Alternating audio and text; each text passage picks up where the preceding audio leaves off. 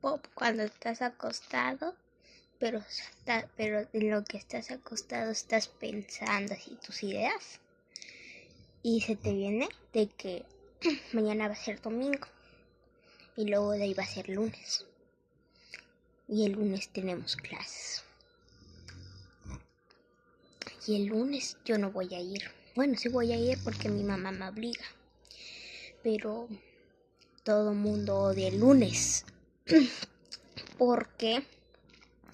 Porque tenemos que hacer lo de la bandera. O sea, lo de mexicanos al grito de guerra. No me acuerdo muy bien cómo se decía, pero eso. Y aparte porque tenemos que ensayar. Y ese ensayo es como lo peor que te puede pasar. Porque llegas y quieres acostarte a dormir, pero no puedes dormirte, porque si no ya no puedes volver a dormir. Entonces,